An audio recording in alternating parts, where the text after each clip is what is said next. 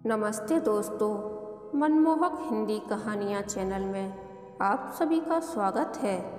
आज की हमारी कहानी है जीवन संवर गया। आपको हमारी कहानी पसंद आती है तो वीडियो को लाइक और चैनल को सब्सक्राइब जरूर कीजिएगा। कॉलेज में कदम रखते ही श्वेता की खुशी का ठिकाना न था। यूनिफॉर्म से छुट्टी, जो मन चाहे वो कपड़े पहनो, कैंटीन में बैठ कॉफ़ी पियो।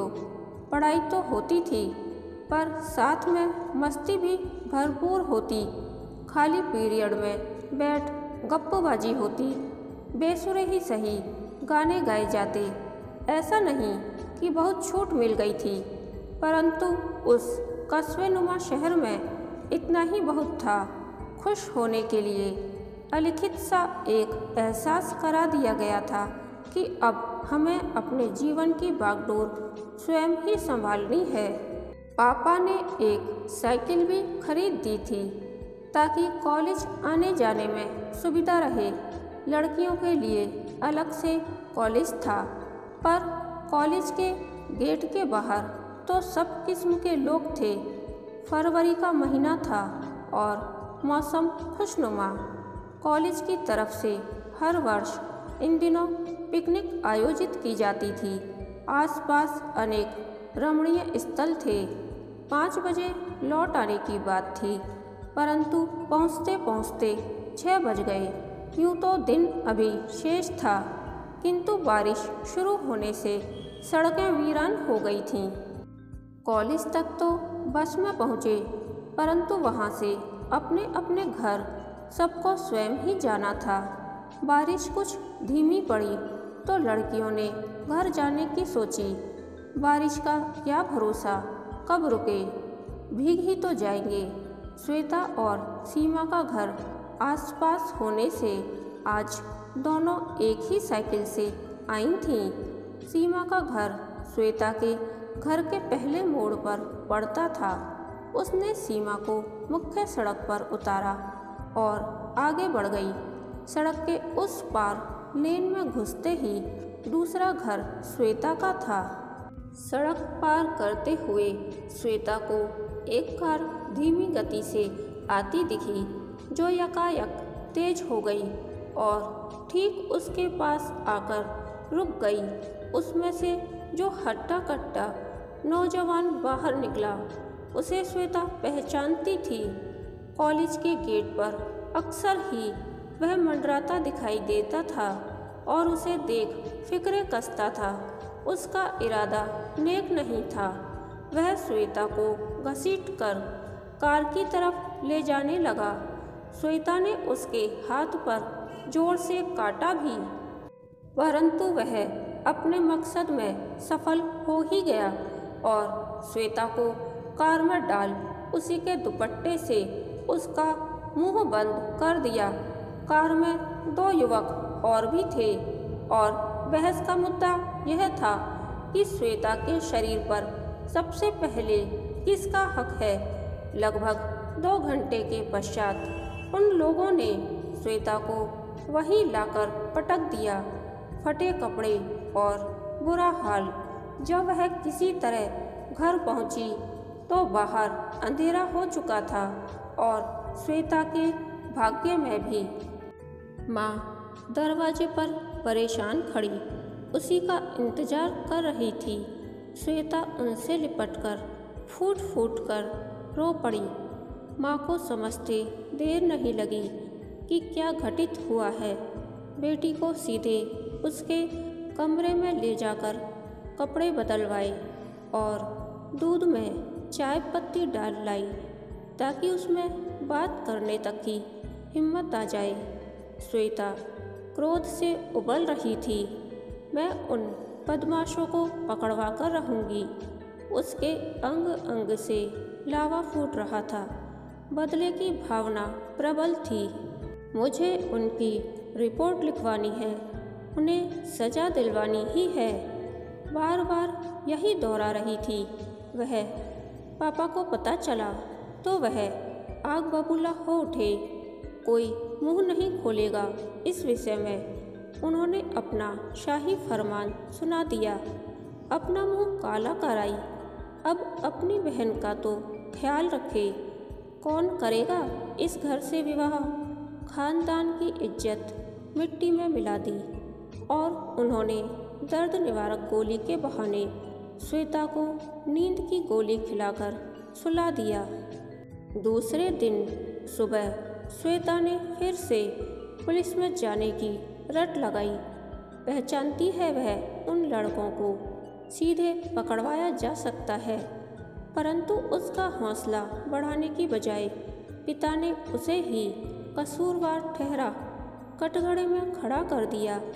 उसका मनोबल बढ़ाने की बजाय उसे धमकी दी। खबरदार, जो मुंह खोला तो। पापा ने क्रोधित स्वर में कहा। छोटा सा शहर था, वह संकुचित विचारों वाला। बहुत लोग परिचित थे।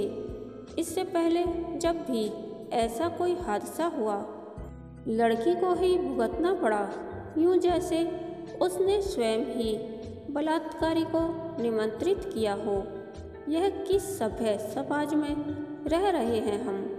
दूसरे दिन कॉलेज न जाने पर सीमा शाम को उससे मिलने घर आ गई। बारिश में भीगने से बीमार न पड़ गई हो, यह देखने। उसे यह कहकर लौटा दिया गया कि श्वेता कार्यवश अपनी मौसी के घर चली गई है, जबकि श्वेता पर घर से तो क्या, अपने कमरे से बाहर आने पर भी पाबंदी लगा दी गई थी। पर ऐसा कब तक चलता। कोई हल तो ढूंढना ही था।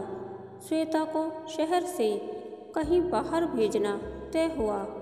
कहीं भी, बस इस शहर से दूर। दिल्ली अच्छा विकल्प था।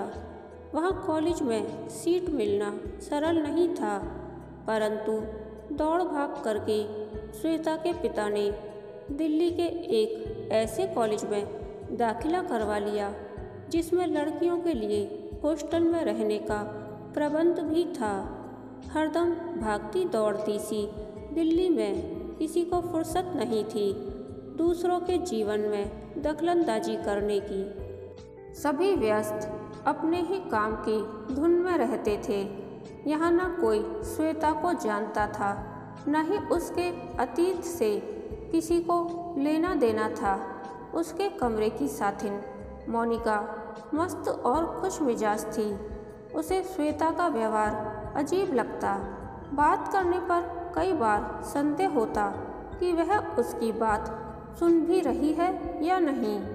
हंसी की बात होने पर भी चेहरा भावहीन बना रहता। यहाँ तक कि श्वेता के घर से फ़ोन आने पर भी वह छोटे छोटे 2-4 वाक्य बोलकर फ़ोन रख देती। बातुनी मोनिका को यह सब बहुत अजीब लगता। वह ढेर सारी बातें करना चाहती थी अपनी इस नई सखी से। जब एक ही कमरे में रहना है तो मुंह सिल कर कैसे रह सकते हैं। श्वेता की चुप्पी उसे खलती। और भी कई अजीब हरकतें करती श्वेता। नहाती तो घंटों नहाती रहती, देर तक गुमसुम बैठी रहती। एक बार बीच रात श्वेता जोर से चीखने लगी। कुछ ऐसा भय था उस चीख में जिससे मोनिका की नींद खुली और वह भागकर श्वेता के पास पहुंची। मोनिका ने डर के मारे इधर उधर देखा। कमरा भीतर से बंद था। खिड़की में सलाखें थीं। श्वेता इतनी जोर से डरी हुई थी कि अभी तक कांप रही थी। मोनिका को लगा उसने कोई बहुत भयानक सपना देखा है। कुछ देर में ठीक हो जाएगी। वह बहुत देर तक श्वेता को अपनी बाहों के घेरे में लिए उसके पास ही बैठी रही। चुलबुली होने के साथ ही मोनिका बहुत संवेदनशील भी थी। दूसरे का दर्द समझने वाली वह उस वक्त एकदम गंभीर और जिम्मेदार बन गई। श्वेता का सिर अपने कंधे पर रख उसे थपकियां देने लगी ताकि उसे चैन मिले और नींद आ जाए। श्वेता को झपकी लगी तो वह नींद में बुदबुदाने लगी। फिर उसकी बुदबुदाहट थोड़ी तेज होने लगी। उसने चीखकर कहा, मैं उसे छोड़ूंगी नहीं, जेल भिजवा कर ही रहूंगी। व्यक्ति स्थान बदल ले, माहौल बदल जाए, पर जो दुख मन के भीतर ही बैठा हो वह कहाँ जाएगा। यह तो एक ऐसा जख्म था जो और गहरा रहा था, सूख ही नहीं रहा था। मनोविज्ञान की छात्रा मोनिका को लगा कि श्वेता के भय का कारण एक दुस्वप्न मात्र नहीं, कहीं बहुत गहरा है। जानती थी कि बात करने से वह बेहतर महसूस करेगी, अतः उसने श्वेता से कहा, यदि चाहो तो तुम अपनी परेशानी मुझे बता सकती हो। बात कह देने से मन का बोझ उतर जाता है और अच्छा लगता है। कौन जाने कोई हल ही सूझ जाए। इस बात का विश्वास रखो कि तुम्हारी बात मेरे मुख से बाहर कभी नहीं निकलेगी। अपना दर्द अपने भीतर समेटे थक चुकी थी श्वेता। इस कठोर और जालिम दुनिया में स्वयं को एकदम अकेला महसूस कर रही थी। उसके भीतर क्रोध और दुख दोनों थे। मन में गहरा आघात, पर मुंह सिलकर रखने का हुक्म। जुल्म उसके साथ हुआ है और दंड भी उसी को मिल रहा है, जबकि अपराधी खुलेआम घूम रहा था, एक विजय योद्धा की तरह। मोनिका की आत्मीयता देख श्वेता ने पूरी बात कह सुनाई। सबसे बड़ा दुख इसी बात का है कि दुख की इस बेला में मैं अपनों द्वारा ही दूर कर दी गई। परिवार वाले जो मेरा सहारा बन सकते थे, उन्होंने ही मुझे घर से निष्कासित कर दिया था। मेरा दर्द बांटने की बजाय मेरा साथ छोड़ दिया। मोनिका से विस्तार पूर्वक बात करते हुए एक बार फिर से उसी हादसे से गुजरी श्वेता, पर कहकर मन हल्का जरूर हो गया। दुख बांटकर आधा ना हुआ हो, कुछ कम तो अवश्य हो गया था। मोनिका ने अपनी सखी को उस खोल से, जो उसने स्वयं ही अपने चारों ओर ओढ़ रखा था, उसे बाहर लाने का निर्णय लिया। यह हादसा तो किसी के साथ भी हो सकता है, तो क्या आज भी पिछली सदी की तरह लड़कियों को घर की चार दीवारी में कैद करके रखना होगा। बातूनी और मिलनसार होने के कारण मोनिका की सहेलियों का लंबा चौड़ा दायरा था, कॉलेज में भी और हॉस्टल में भी। कभी वह उन्हें अपने कमरे में बुला लेती और कभी बहाने से श्वेता को अपने संग उनके कमरे में ले जाती। कभी बाजार और कभी किसी सहेली के घर जाने का कार्यक्रम बनाए रखती। वह उसमें फिर से जीने का उत्साह जगाना चाहती थी। न वह अकेली बैठेगी और न ही पुरानी यादों में भटकेगी। मोनिका का बड़ा भाई अतुल दिल्ली में ही मेडिकल करके अब एमडी कर रहा था। उसे जब समय मिलता बहन से मिलने आ जाता। उनका वार्षिक उत्सव होने वाला था, जिसमें वह भी वायलिन बजा रहा था। उसने अपनी बहन को निमंत्रित किया तो उसने श्वेता को भी संग लाने की इच्छा जताई। उत्सव समाप्त होने तक 10 बज गए।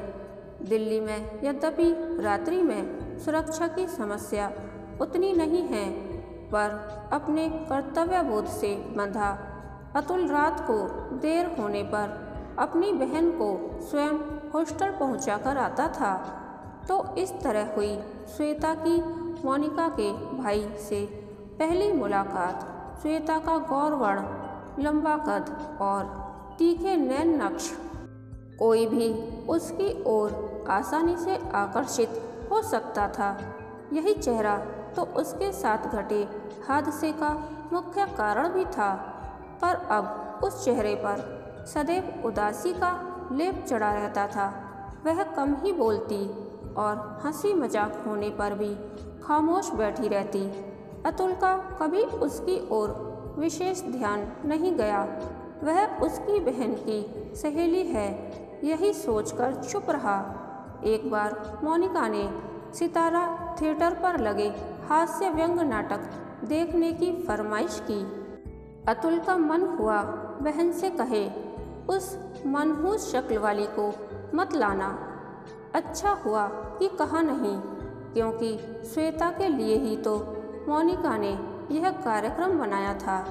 नाटक मज़ेदार था, सब ओर उन्मुक्त ठहाके लग रहे थे। हंसते हुए एक बार अतुल की निगाह श्वेता की ओर उठी तो उसने पाया एक दबी सी मुस्कुराहट उसके चेहरे को अति सुंदर बना रही है। दिल्ली में थिएटर बहुत प्रचलन में है, मराठी, हिंदी और अन्य भाषाओं का भी। अतुल उन्हें एक दो बार और भी ले गया। धीरे धीरे श्वेता खुलने लगी। बहुत बातें तो नहीं, किंतु मंचित नाटक पर चर्चा हो ही जाती। श्वेता कम बोलती थी, पर जितना बोलती उससे उसकी तीव्र बुद्धि की झलक मिल जाती। कॉलेज की अध्यापिकाएं भी उससे प्रभावित थीं। न सिर्फ नंबर ठीक लाती, वाद विवाद होने पर उत्तम तर्क पेश करती, पर अकेली पड़ जाने से उसे आज भी भय लगता था।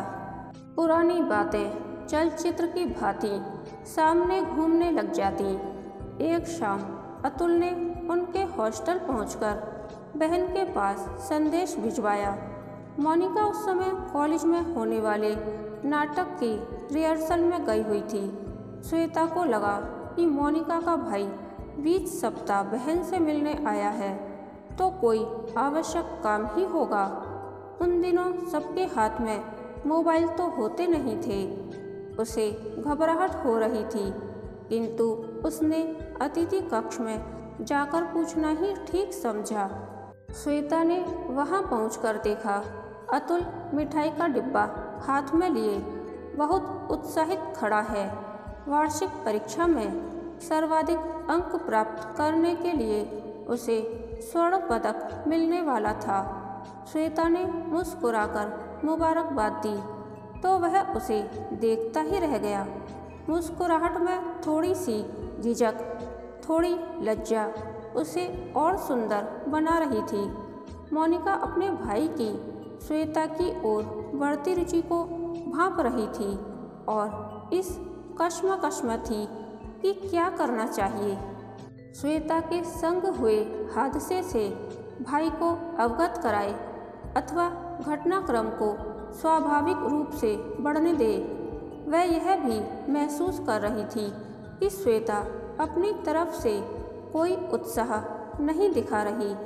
उसका भाई जब भी कहीं संग चलने का कार्यक्रम बनाता, श्वेता भरसक टालने का प्रयत्न करती, परंतु श्वेता की मासूमियत, उसकी वेदना एवं उसके साथ हुआ अन्याय मोनिका को मतता।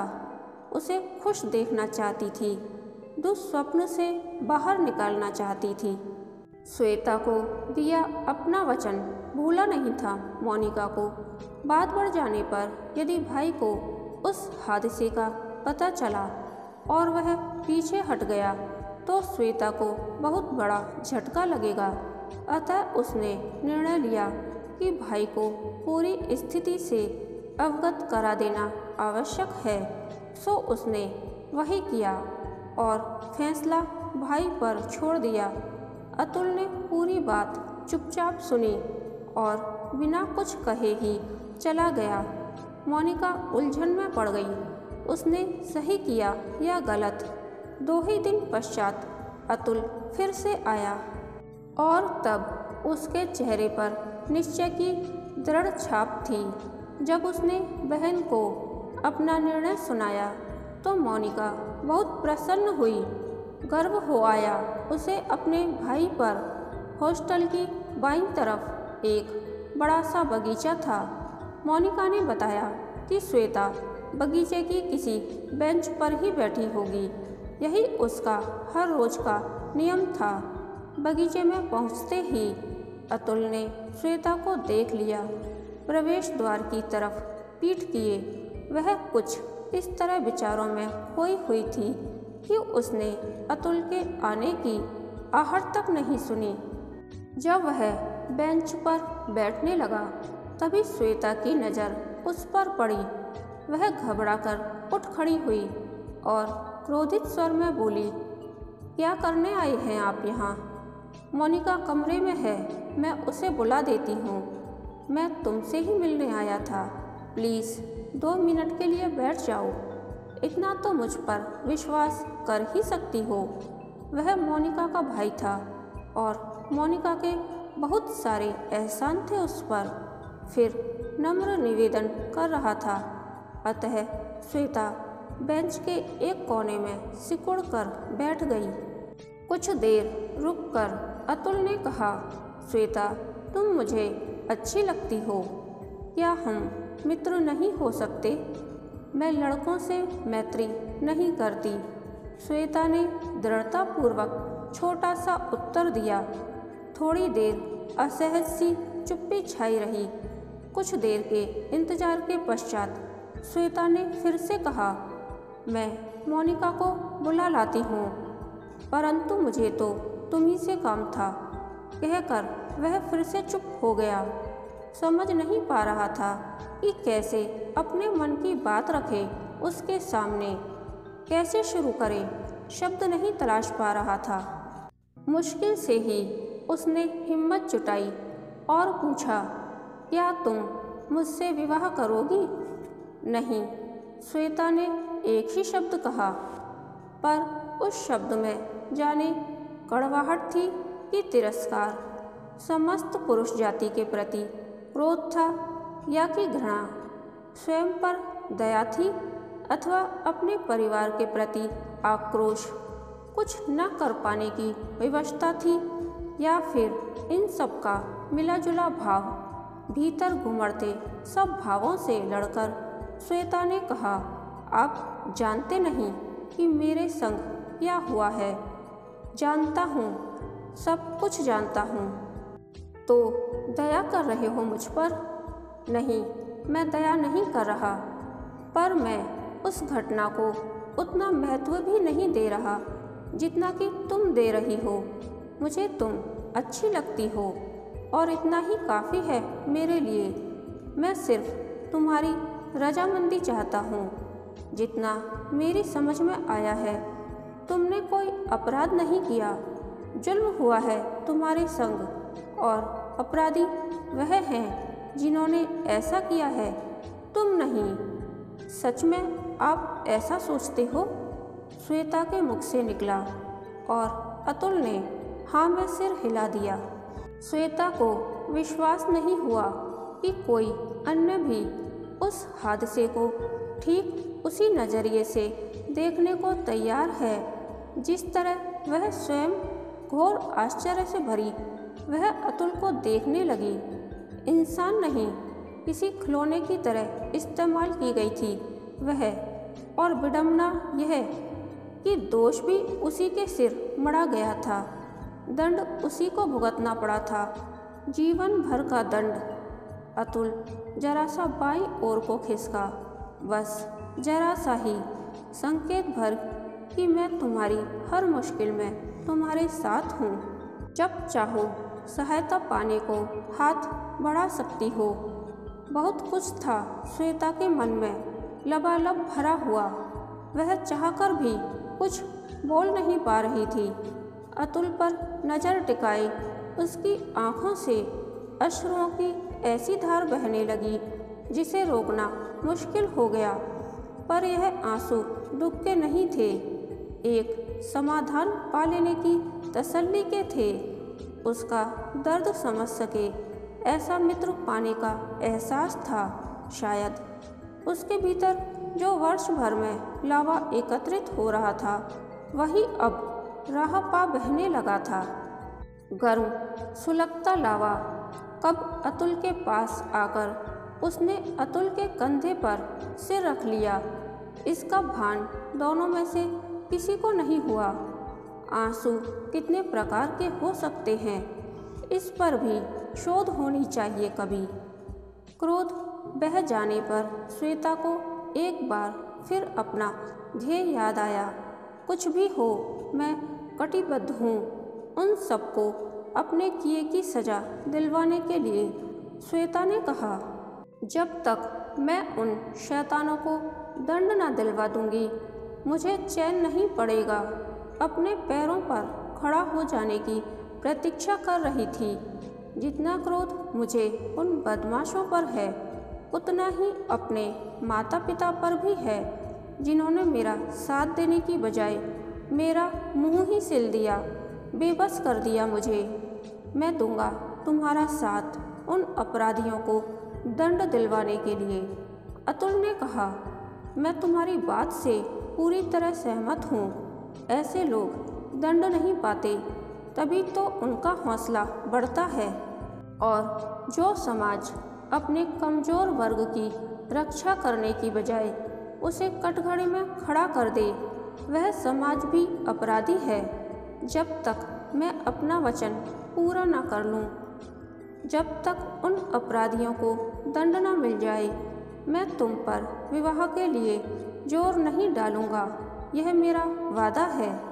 अगली छुट्टियों में जब श्वेता अतुल को अपने परिवार से मिलवाने अपने घर ले जा रही थी, तो उसके चेहरे पर अटूट शांति थी और मन आत्मविश्वास से भरपूर था।